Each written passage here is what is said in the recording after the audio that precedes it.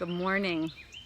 Good Sunday morning. I am outside in my backyard and I just wanted to do a quick video because I'm getting a lot of emails about from clients, from past clients, from present clients, and from book readers asking me for my advice on how to deal with your partner in quarantine. And the theme of all the emails is basically the same. There's challenges and problems happening when there's so much togetherness and not enough space, or the days are starting to run together and people are starting to get on each other's nerves. And so I'm getting a lot of emails asking, what are your suggestions, recommendations for how to cope with this quarantine when you're with the same person day in, day out? And the first thing that I wanted to say is that what I've noticed through my clients and even with my own relationship with my husband is that quarantine isn't going to create a problem. Quarantine is going to bring out a problem that has always been there. It's just that now we don't have any distractions to sort of avoid that problem. So maybe, for example, your partner is always on their phone. Maybe they're someone that likes to text or read on their phone a lot, and you've never liked that. But now that you're home with them all the time, you're noticing it. You're noticing how much they're doing it, and it's really bothering you. Or maybe your partner is a perfectionist, and they like everything very organized, very neat, or maybe not that, but just they like everything done the way they want it to be done. And before, you could sort of go to work and forget about that, and by the time you got home 8 hours later, you would let that go. But now you see that, and that perfectionism is wearing on you because you're around it all the time. So quarantine will just bring the problems or the challenges or the things you just didn't love about your partner right to the forefront, because there's no distraction anymore. There's no leaving that anymore. You must face it. And in facing it, there is a huge opportunity to solve that problem or to transcend that problem, to work on that problem so that it becomes less of a problem when life goes back to normal. So, and I will say this is likewise for ourselves, because there's something your partner obviously doesn't love about you either, because we're not perfect. So the second thing is, let's go back to the problem your partner's reading on their phone a lot. You have to understand, secondly, about unconsciousness, because that is such a key point, and I can't stress this enough.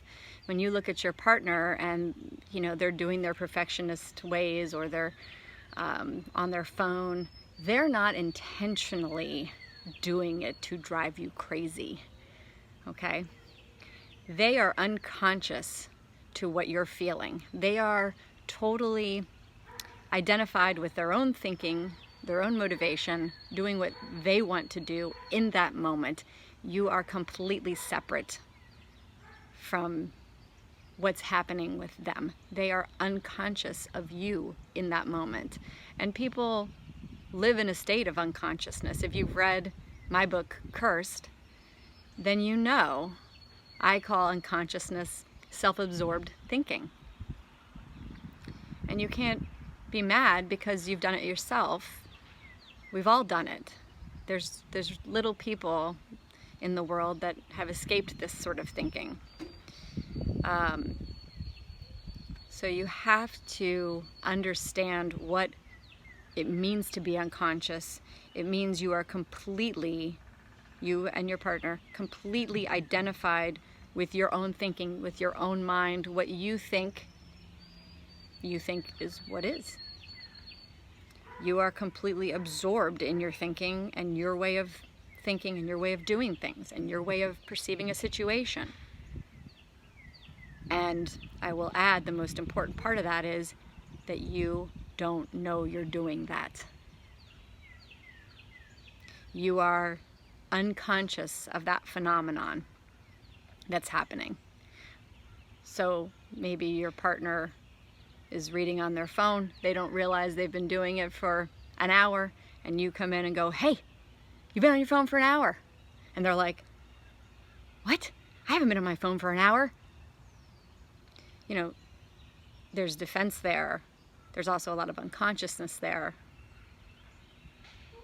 And you have to just understand that unconsciousness rather than get so worked up and upset about it before you move on to the next step, which is how to deal with this. If you still don't understand my explanation, forgive me, because I'm probably not the best at explaining it. But if you read my book, Cursed, which, by the way, it's April 5th, and I have made it free again for today. So if you go on Amazon, the Kindle version of Cursed is free right now. And it will be until midnight. You should read that, or you could read numerous Eckhart Tolle books that explain what unconsciousness is. So, tackling the problem.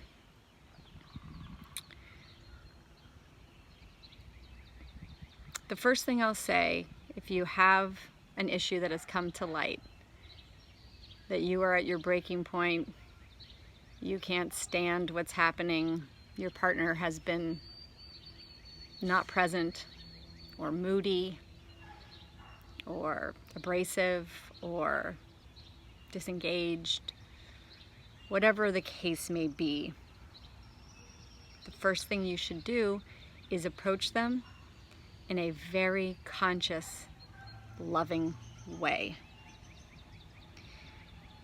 You cannot approach someone in the throes of anger and expect them to hear you and expect them to respond well. It will not work. It will only lead to them holding on to their unconsciousness, their self-absorbed thinking, and defending it against you. So, dissolve your anger as best you can. Take deep breaths, go for a walk. Remind yourself that you love the person that you're living with and you want it to work. Go back into your apartment or your house and approach them in a conscious way, seeing all sides of what's going on, not just what they're doing to you. They are also in quarantine. They are also suffering probably a little bit from the situation. They are also trying to get by. They're also probably hungry, not eating the food they really like, numerous problems. Be conscious of everything and then approach them in a loving way. Second, explain your problem, not their problem. So don't go in and sit down and say, "I love you, but you are on your phone all the time and it's driving me nuts." And it's okay if it comes out. Okay, sometimes you need to vent that way. Take some deep breaths, say, "Sorry, let me start over." Don't attack or blame. Remember, it's not him against you. This is a problem that you want to work through together. So try again, keeping the problem as your problem. I am struggling right now. I feel really isolated. You are the only person that is here that I'm able to physically be with, talk to, share my feelings with. I am struggling. Talk about how you're feeling. And then 3, present a solution. Whatever that solution might be. So maybe the solution is, hey, I would love it if you would sit on the couch with me right after dinner for 20 minutes and just hold my hand and, give me your undivided attention. And I don't care what we talk about, but I think I really need that. Can you give it to me? Or if the perfectionism, if their moodiness is driving you crazy, find some solution that you present to them rather than just asking them, please stop it. Please stop being moody. A lot of times they don't know they're being moody. A lot of times you have to present something to them. Why are they moody? Why are they moody? Are they moody because they're not exercising? Are they moody because they're not getting outside? Where's that mood coming from? Can you present a solution there? Perhaps, hey, when we wake up in the morning, it would be really great if you and I could take a walk together outside for 15 minutes and just hold hands and walk and breathe and set the day in a good direction. I feel like as the day goes on inside this house, we both probably get a little stir crazy and cranky. What do you think about us getting outside and taking a walk together to set the day right? And if you start feeling cranky, can you tell me? Can you tell me, like, I'm feeling moody right now? Sometimes just presenting the solution like that is very helpful, because you can tell someone that what they're doing is bothering you. It doesn't mean they have the answer.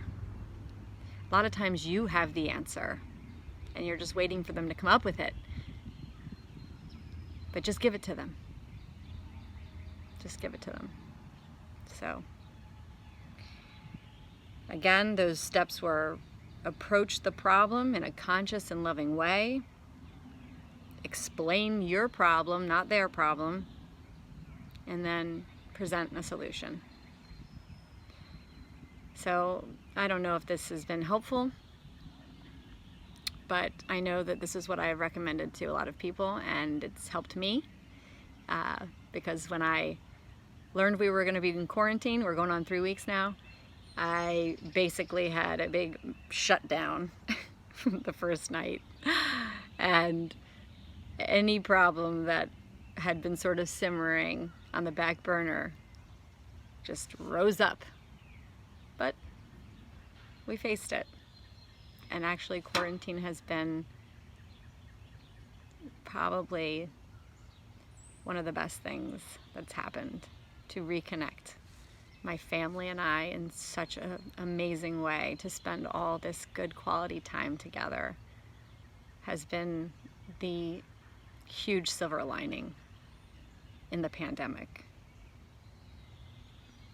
And I will look back at this time for my family sheltering in place with good thoughts. I'm not having good thoughts about people that are sick or scared, obviously. That's very concerning, but for us being at home, just my family, it has turned into a very good, positive experience, and I want that for all of you, really. And I hope that what I have shared with you today can be helpful. And don't forget, If it's April 5th and you're watching this, this is free right now. So go pick up a copy on Amazon. It will be free until midnight. The book is Cursed: Why You Still Don't Have the Relationship You Want, and the 5 Cures That Can Transform Your Love Life. Be well, everybody. Get outside, get some fresh air. Take care.